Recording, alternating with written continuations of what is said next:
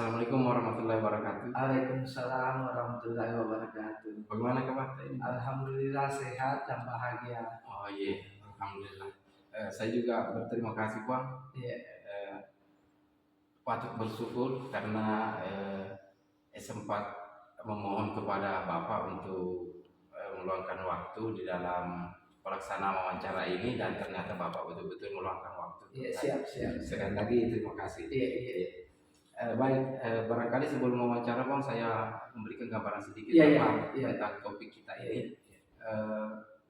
Yang paling pertama yaitu wawancara ini terkait dari penyelesaian tugas saya di LMS di program pendidikan guru penggerak, menjadi tagihan bagi kami untuk memasukkan hasil wawancara terkait penentuan kebijakan oleh pimpinan satuan pendidikan di dalam kasus-kasus atau situasi yang berhubungan dengan etika dan rujukan moral. Seperti itu Pak.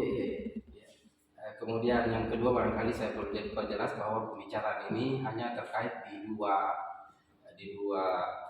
aspek saja, yaitu ranah aturan dan ranah etika yang biasa menjadi dilema di dalam pengambilan keputusan. Barangkali begitu sebagai pengantar.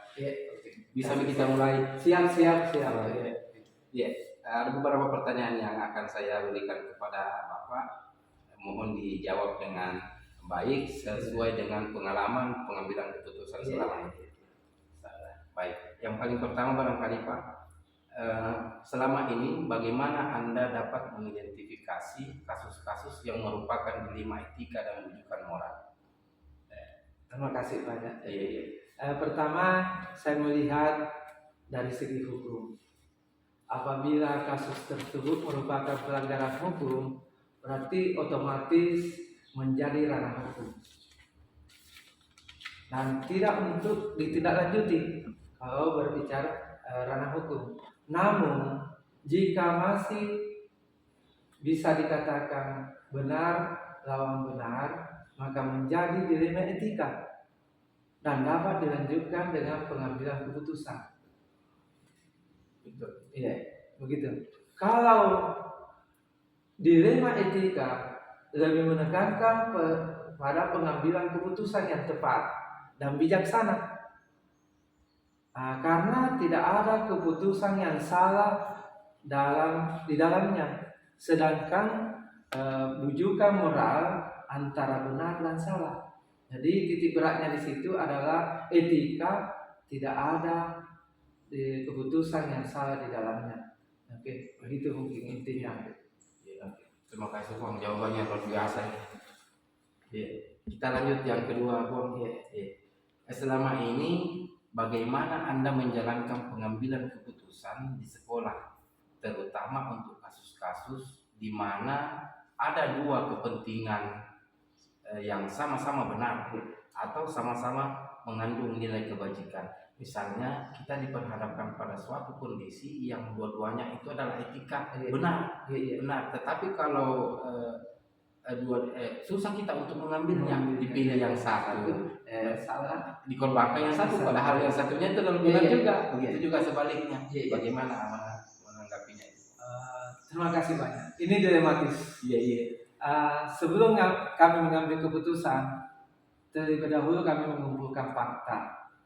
Siapa yang terlibat, menganalisis etika yang berbenturan, membuat alternatif solusi, dan membuat keputusan. Dan kemudian kami merefleksikan. Kesemuanya ini harus dibarengi dengan doa.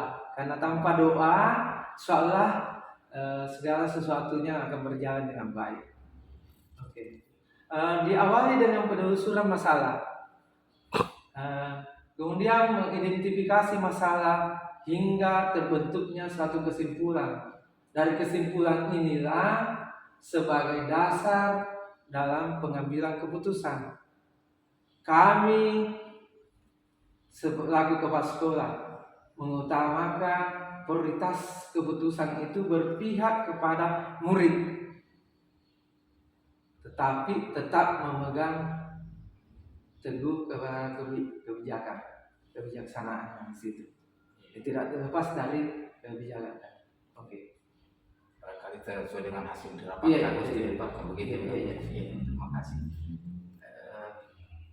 Kemudian yang ketiga Bang, langkah-langkah atau prosedur seperti apa yang biasa Anda lakukan selama ini? Terima kasih.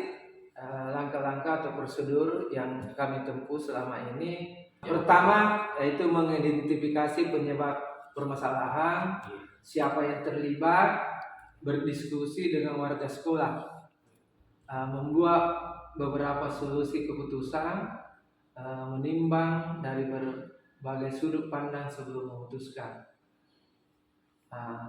Kemudian kami mengidentifikasi masalah, kemudian melakukan diskusi dengan pihak yang terlibat untuk mengambil keputusan yang terbaik. Yang pihak yang terlibat maksud saya di sini adalah stakeholder yang ada di sekolah, itu wakil kepala sekolah dan bersama dewan guru. Gitu mungkin. Baik. Luar biasa sekali jawabannya. Yang berikutnya kita pindah ke yang berikutnya. Hal-hal apa saja yang selama ini Anda anggap efektif dalam pengambilan keputusan pada kasus-kasus yang di dalamnya terdapat dilema etika? Ya begitu. Ini sangat dilematis sekali. Karena kenapa? Mengambil keputusan itu butuh pertimbangan dan kebijakan yang tepat. Pertama kami menelaah dulu siapa yang terlibat. Kedua, sifat urgen kasus dilema dan pengambilan alternatif diskusi. Pengambilan alternatif diskusi di sini di dalamnya adalah kami komunikasi dengan warga untuk mengambil keputusan bersama secara bijaksana, mempertimbangkan situasi dan yang sesuai dengan norma yang ada. Begitu tetap mencari siapa yang terlibat di dalam situasi itu. Kemudian bagaimana urgensinya ini situasi sehingga harus dibawa ke dalam musyawarah warga sekolah. Baik, terima kasih Bang. Kemudian yang berikutnya, hal-hal apa saja yang selama ini merupakan tantangan dalam pengambilan keputusan pada kasus-kasus dilema etika yang menjadi tantangannya? Yang menjadi tantangan ada beberapa, ada dua kami identifikasi. Itu kami mencari dua keputusan yang terbaik karena keduanya merupakan masalah yang sama-sama benar, yang harus menguntungkan semua pihak.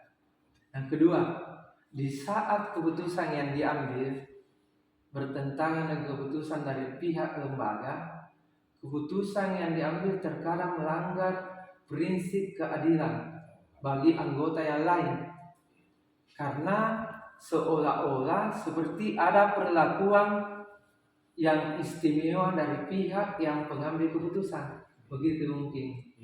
Begitu. Jadi terkadang kita diperhadapkan pada satu sisi keadilan, satu sisinya itu adalah belas kasihan. Terima kasih. Luar biasa ini jawabannya, banyak sekali. Bagus. Kemudian kita lanjut Pak. Apakah Anda memiliki sebuah tata cara atau jadwal atau agenda tertentu dalam sebuah penyelesaian kasus etik dilema etika? Apakah ataukah langsung diselesaikan di tempat, ataukah memiliki sebuah jadwal yang khusus untuk menyelesaikannya? Bentuk atau prosedur seperti apa yang Anda jalankan? Bentuk dan prosedur seperti apa yang Anda jalankan? Terima kasih. Jika masalahnya ringan atau biasa, kami langsung eksekusi di tempat, langsung putuskan. Tapi jika masalahnya berat, itu butuh proses sesuai dengan tingkat kompleksitas kasus yang terjadi. Begitu. Seringkali masalah diselesaikan pada saat itu juga, tapi ada juga masalah memang harus diselesaikan dengan jadwal tertentu, dengan sesuai dengan keberpihakan kepada siswa. Jadi di sini harus kita melihat apakah benar-benar keputusan itu eh, berpihak kepada siswa. Jadi ada dua tadi di situ kami secara langsung kami eksekusi, tetapi kalau kondisi atau kompleksitasnya tinggi kami musyawarahkan bersama tanpa mengesampingkan keberpihakan kepada siswa. Itu intinya. Ya, baik. Jadi ada kalanya saya kalau misalnya secara ringan itu bisa langsung Iya, diatasi iya. atau diberikan Iya. tindakan, tetapi kalau sangat kompleks itu akan membutuhkan suatu musyawarah. Iya, Jadi iya. persiapannya dijadwalkan begitu Bang, supaya terlibat semua dengan dasar bahwa berpihak kepada siswa atau sekolah. Iya. Baik, terima kasih. Mungkin pertanyaan kedua dari terakhir, adakah seseorang atau faktor-faktor yang selama ini mempermudah atau membantu Anda dalam pengambilan keputusan dalam kasus-kasus dilema etika? Ya, terima kasih. Iya. Jika kami mengambil keputusan, kami selalu mengajak warga sekolah, stakeholder, orang tua siswa yang memiliki kedekatan dengan permasalahan, pihak yang terkait dengan permasalahan, atau aturan yang berlaku di lembaga, serta pola pikir dari tokoh yang diidolakan. Keluarga yang pihak yang terkait dengan suatu permasalahan. Semua ini kami berkolaborasi untuk menyelesaikan suatu permasalahan. Jadi kami tidak berdiri sendiri, tetapi kami melibatkan semua warga yang ada di sekolah. Karena keputusan itu harus betul-betul bijak dan berpihak kepada juga. Iya. Nah, kami berprinsip kebijakan itu, keputusan itu adalah tanggung jawab kita bersama secara kelembagaan. Iya, luar biasa. Makasih Bang. Pertanyaan terakhir, pertanyaan terakhir. Dari semua hal yang telah disampaikan, pembelajaran apa yang dapat Anda petik dari pengalaman Anda dalam mengambil keputusan berhubungan dengan dilema etika? Saya sebagai Kepsek menjadi bijaksana dalam menganalisis sebuah permasalahan untuk dijadikan pertimbangan menentukan solusi. Setiap pengambilan keputusan harus dilakukan sesuai dengan nilai-nilai kebijakan dan berpihak kepada murid. Kedua, itu setiap mengambil keputusan pasti akan memiliki risiko. Nah, ini selalu ada risiko. Maka dari itu kita buat satu keputusan yang paling kecil risikonya yang akan terjadi. Jadi setiap kita membuat satu keputusan, kita betul-betul berpikir mempertimbangkan risiko yang sangat kecil akan terjadi. Karena ini bisa berdampak kepada kita semua. Nah, begitu mungkin pertimbangan kami, seolah segala keputusan itu kami selalu berpegang teguh pada keputusan bersama dan berusaha meminimalisir risiko yang akan terjadi. Luar biasa sekali. Terima kasih. Yang bisa tertangkap bahwa segala penanganan situasi yang berhubungan dengan dilema etika itu Bapak telah melakukan secara teliti dan meminimalkan risiko baik itu kepada pihak yang terlibat maupun pihak yang merasa dirugikan, sehingga dicarikan jalan keluar yang lebih tepat sehingga keputusan itu bisa mengandung nilai-nilai kebajikan, tidak melanggar nilai kebajikan, berpihak kepada murid dan bisa dipertanggungjawabkan. Itu merupakan refleksi dari setiap luar biasa Pak. Saya terima kasih sekali bahwa saya diberikan ilmu hari ini tentang bagaimana kebijakan seorang pemimpin untuk mengambil keputusan di dalam menangani kasus-kasus yang berhubungan dengan etika dan bujukan moral. Saya kira cukup Bang. Semuanya dijawab dengan ini lancar dengan luar biasa. Jawaban ini akan saya rekam kembali di LMS. Saya akan setor dan ini akan saya pertanggungjawabkan. Terima kasih Bang. Semoga sukses nak. Terima kasih. Assalamualaikum warahmatullahi wabarakatuh. Waalaikumsalam warahmatullahi wabarakatuh. Terima kasih pertama-tama ini saya ucapkan terima kasih atas waktu yang diberikan. Karena saya kemarin sempat menghubungi Ibu bahwa untuk menyiapkan waktu kesiapan Ibu untuk diminta keterangan terkait wawancara antara etika dan moral yang berhubungan dengan etika dan moral.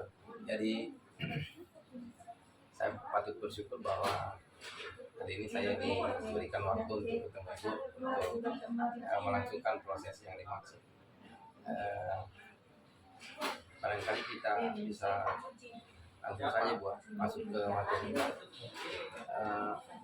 Sekilas saya berikan gambaran bahwa yang akan saya tanyakan itu tentang bagaimana etika di dalam pengambilan keputusan, bagaimana hubungannya etika di dalam perilaku seorang pemimpin untuk mengambil keputusan yang berdasarkan nilai kebajikan, kemudian berpihak kepada murid dan bertanggung jawab.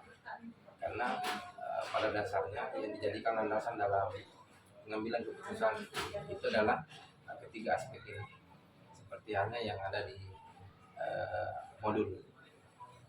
Ya, baik, bisa kita mulai. Silakan Pak. Baik, saya pertanyaan pertama. Selama ini bagaimana Ibu dapat mengidentifikasi kasus-kasus yang merupakan dilema etika atau kebijakan moral? Silakan. Baik, Pak Daniel. Terima kasih Bapak Pak Daniel sudah mau berkunjung ke sekolah saya dan melihat situasi yang ada di sini, dan tentunya untuk mewawancarai saya terkait tugas untuk pengambilan keputusan yang berbasis nilai-nilai kebajikan sebagai seorang pemimpin. Kalau dikatakan bagaimana mengidentifikasi kasus yang dihadapi selama ini, saya itu melakukan identifikasi dari kasus. Tentunya kita analisis dulu bagaimana kasus tersebut tentang benar versus benarnya. Jika kasus yang kita hadapi benar, lawan benar, berarti itu merupakan dilema etika. Tetapi jika kasus yang dihadapi itu benar lawan salah atau bertentangan dengan hukum, maka itu dikatakan kasus yang butuhkan moral. Gitu, Pak. Jadi ada kata kuncinya yang kalau berkaitan dengan etika berarti dia yang bersinggungan di situ antara yang benar dengan yang benar. Kemudian kalau menunjukkan moral ya sifatnya benar versus salah. Ya baik. Terima kasih. Untuk pertanyaan kedua, selama ini bagaimana Ibu menjalankan pengambilan keputusan di sekolah Ibu, terutama untuk kasus-kasus di mana ada dua kepentingan yang sama-sama benar atau sama-sama mengandung nilai kebajikan. Sederhananya begini, jika Ibu akan mengambil sebuah keputusan pada situasi ada dua keadaan sama-sama benarnya, kita akan susah untuk mengambil keputusan. Bagaimana Ibu menanggapi situasi tersebut? Baik Pak, ketika kita menghadapi, saya khususnya menghadapi dilema etika ini yang kasus tentang benar lawan benar, maka yang saya lakukan adalah menganalisis kasus tersebut, kemudian saya sebisa mungkin berupaya untuk mengadakan kolaborasi dengan rekan sejawat, eh, para wali kelas, guru mata pelajaran yang ada di sekolah, intinya semua stakeholder saya libatkan. Kemudian kami mendengarkan masukan-masukan, saran, kritik dari mereka. Setelah itu maka kita bermusyawarah untuk menarik kesimpulan dari apa yang harus kita ambil jalan keluarnya dari semua itu. Bahkan pendapat dari guru-guru senior harus kita juga pertimbangkan di sini. Bagaimana keputusan itu berpihak kepada murid atau peserta didik.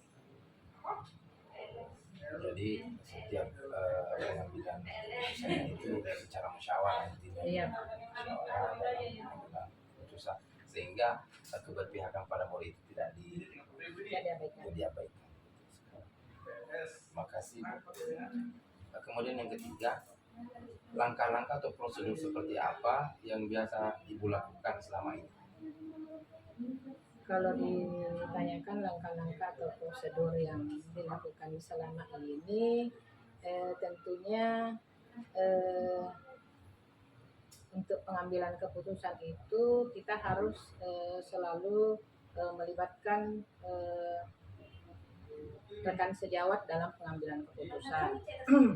Baik itu guru, rekan-rekan guru, komite sekolah jika diperlukan, bahkan saya pun melibatkan masyarakat jika ini berkaitan dengan masyarakat, tetap kita harus libatkan untuk pengambilan keputusan, di mana keputusan ini saling menguntungkan semua pihak. Jadi ada unsur masyarakat yang dilibatkan dalam pengambilan keputusan. Misalnya ya, kalau misalnya masalah itu atau situasi itu ada dampaknya nanti ke bersambungan dengan Terima kasih. Selanjutnya,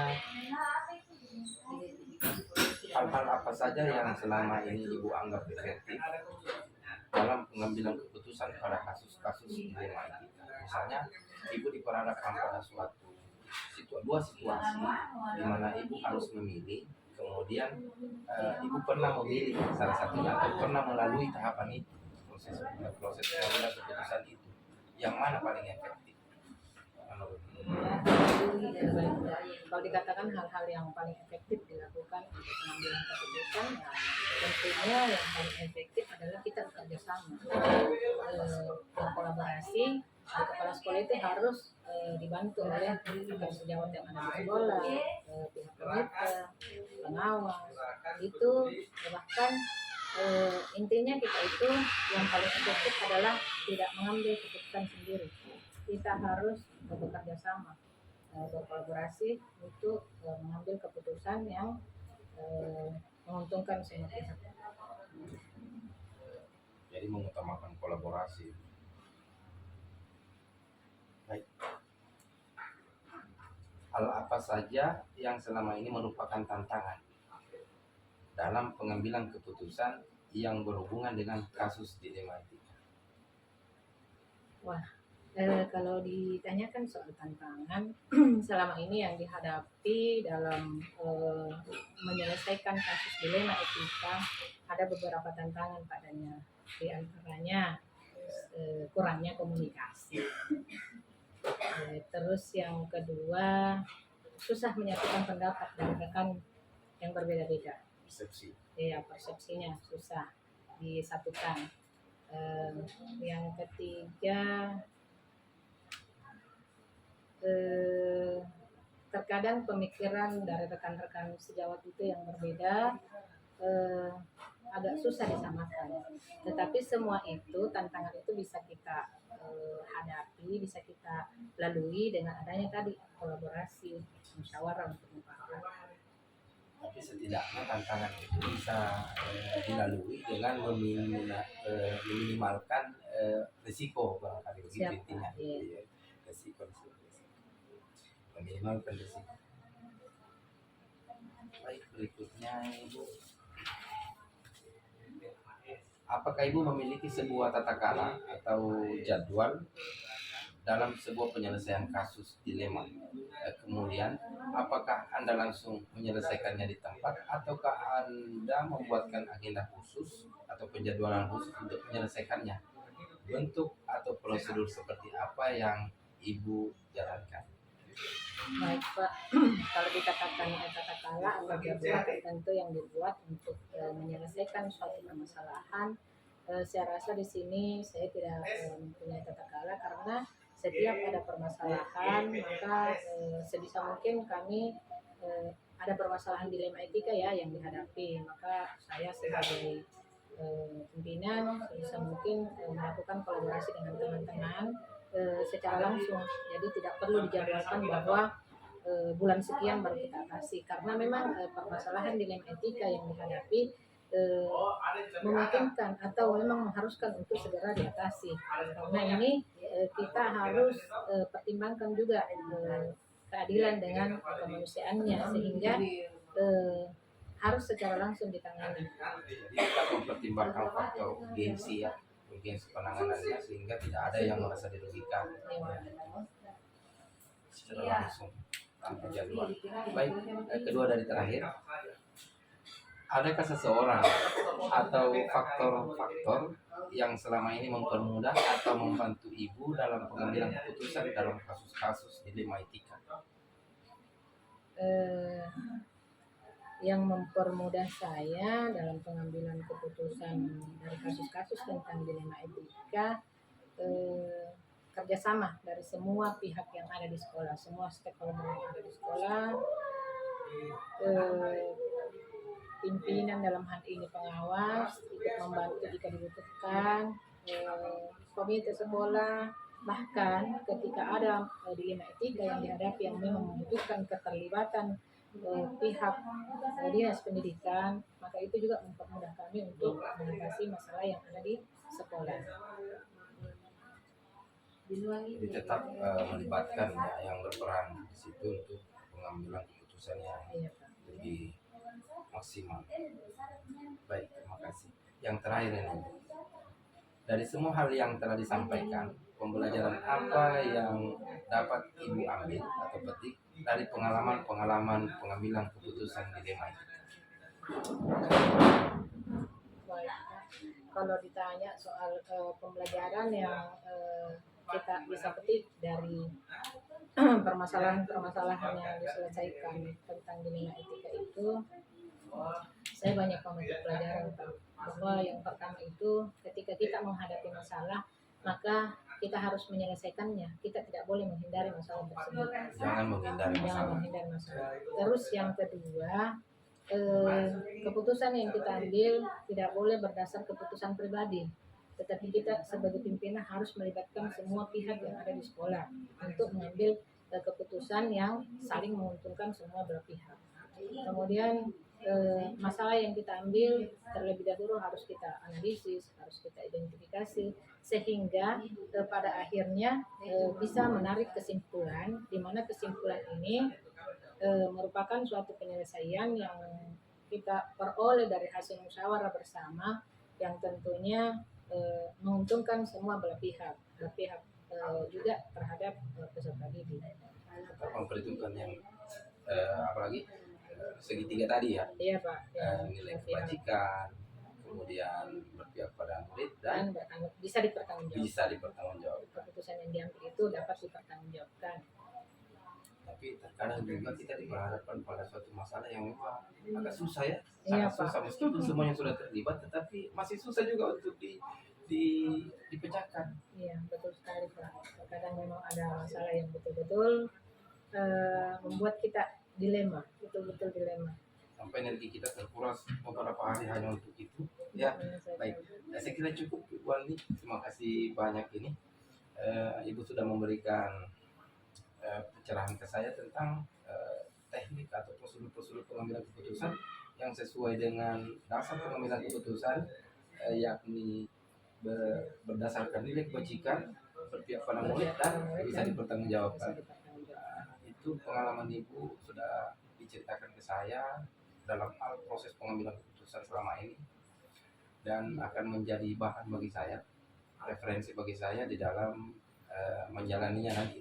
kalau misalnya diberikan amanah sebagai pimpin atau pemimpin ya. Masya Allah. Mudah-mudahan ya. Iya. Ya, Pak. Sekali lagi terima kasih Bu Mandi. Saya kira cukup untuk sesi wawancaranya. Kemudian ada juga titipan salam dari teman-teman. Titipan salam dari teman-teman Ibu Jusna ini sama Ibu Asriani. Salam katanya dari beliau. Ya, saya kira cukup. Kita akhiri diskusinya. Terima kasih. Assalamualaikum warahmatullahi wabarakatuh. Waalaikumsalam.